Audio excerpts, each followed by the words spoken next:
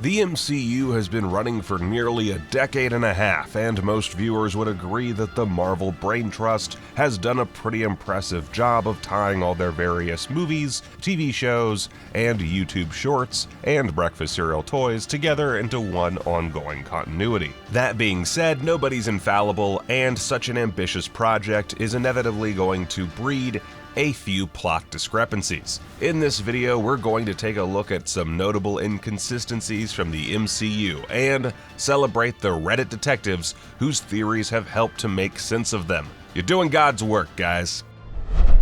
So there are many reasons why an actor may be unable or unwilling to return for a future sequel. Scheduling conflicts, creative differences, it's a whole can of worms. Naturally, as moviegoers, we accept this reality. But in something as interconnected as the MCU, a major recast sticks out, such as when Mark Ruffalo replaced Edward Norton as Bruce Banner, or when Don Cheadle took over from Terrence Howard as Rhodey. But worry no longer, people who were really worried about that. Reddit user SadBath664, and admittedly plenty more people, has theorized that all recastings in the MCU can be explained with multiverse theory.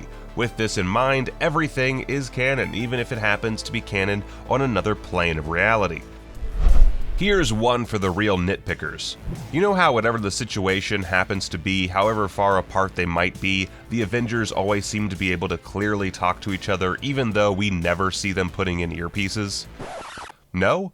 You never thought about that? Well, humor us for a minute. Many fans raised an eyebrow in Avengers Endgame when even characters who had disappeared for 5 years could suddenly speak directly to one another with no static or confusion. But trickster priest Jace has theorized that, like many things in the MCU, Tony Stark already thought of it. They suggest that Edith, or some alternate earlier iteration of that AI system, is powerful enough to parse and prioritize communications among a large group, wherever they happen to be. Of course, you could just hold up your hands and say, movies. Eagle-eyed fans watching WandaVision were eager to point out that the Darkhold, the dark arts text used by Agatha Harkness, has already been seen in the MCU. Specifically, it has appeared in the TV shows Agents of S.H.I.E.L.D. and Runaways. The monkey wrench in those particular works? The book looks totally different in each appearance. Production realities? Maybe, or maybe not. Reddit user Inhumanizer makes the very reasonable point that a book as powerfully magical as the Darkhold could easily change its own cover as a defense mechanism. Magic books are often said to be alive in some way, so why wouldn't they want to camouflage themselves? Or hey, maybe Agatha just purchased the updated edition. Here's a big one. Remember during the final battle of Avengers Endgame, we got a few brief glimpses of a second giant Giant Man, stomping around, even though we knew that Scott Lang had already returned to normal size? Most people passed this off as an editing goof, not an unfair assumption given the scale and complexity of the scene, but a very entertaining theory from Hockey Talkie, aka Ranker writer Stephen Roget, has found a way to reconcile this plot hole. It's not a second Scott, it's Luis. The insanely detailed theory suggests that at some point during the blip, Luis got a hold of a spare Ant-Man suit, and after Scott returned, he called his pal and invited him to the big battle. It points to Luis's mean left hook, his previously stated desire to get an Ant-Man suit, and various other pieces of evidence to support the theory, which is well worth reading in full. Everyone was impressed with Alfre Woodard's raw performance as a grieving mother in Captain America: Civil War, just as everyone was impressed with Alfre Woodard's cold-blooded performance as Mariah Dillard in Luke Cage. Hold on a sec. I'm seeing double. There's like 4 Alfre Woodards here.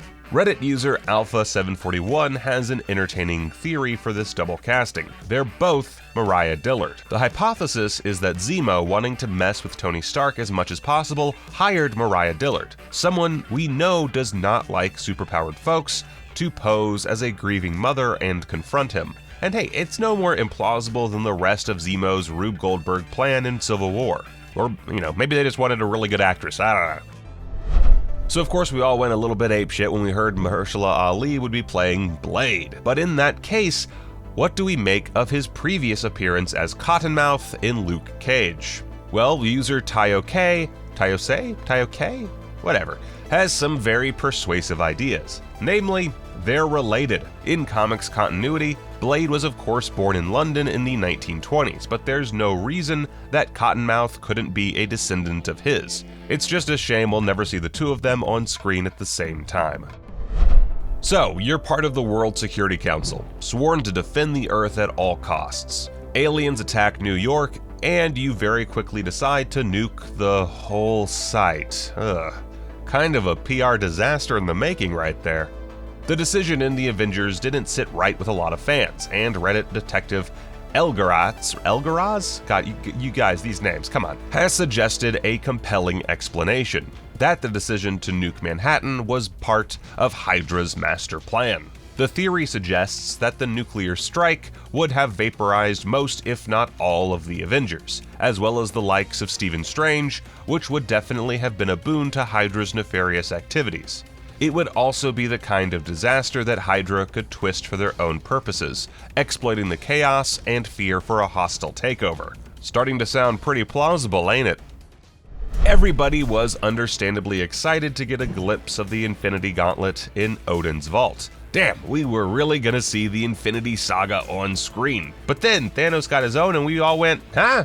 Sure, Hela hand-waved it as being a fake, but perhaps there's something more going on. Reddit's very own Bubonus has a theory. Thanos copied Odin's design. If only the Allfather had had the foresight to patent his design, all that bloodshed could have been avoided. Iron Man 3 introduced us to Extremis, an immensely powerful technology that you'd think would permanently alter the global balance of power. At the very least, knowing how strong its healing properties could be, you'd think the Avengers might keep some on ice for a bad day. But outside of a brief appearance in Agents of S.H.I.E.L.D., we've never seen it again. Plot hole? Not necessarily. A thread started by the adorably named Kaizoku Panda theorizes a whole variety of reasons as to why something as dangerous as Extremis hasn't reared its head again. Chief among these are the sheer volatility of the substance. Sure, the benefits are potentially huge, but the risks of accidentally blowing yourself up or melting a building into a puddle are pretty high too. Or maybe the writers decided Extremis was too powerful to keep around and just filed it quietly away. I guess we'll never know. So who is Mantis exactly? We don't really get any information about her background or her as a person in the movies she's appeared in. But what we do know is that she's powerful enough to not only soothe Ego the Living Planet, but to get Thanos in a psychic chokehold. That's some serious power. And fantastically named Reddit user EvilBananamanRD has suggested a pretty compelling explanation. That she's another child of Ego. Judicious freeze-framing of Guardians 2 seems to show a Mantis-like being amongst Ego's various discarded offspring. Maybe Mantis is one of them, and he decided to keep her around because of her power. Hey, it's more plausible than Silver Machine's 666 theory that all this time Wanda and Vision have both actually been, let's see here, Steve Buscemi. What can we say? Not everything that comes from Reddit is gold. Sadly, that's all we have time for today, but before we go, one quick honorable mention for Captain Obvious 420, who pointed out that the twinkly old guy who made 60 cameos across the MCU was in fact the legendary Stan Lee. Congratulations, Captain, you're an inspiration.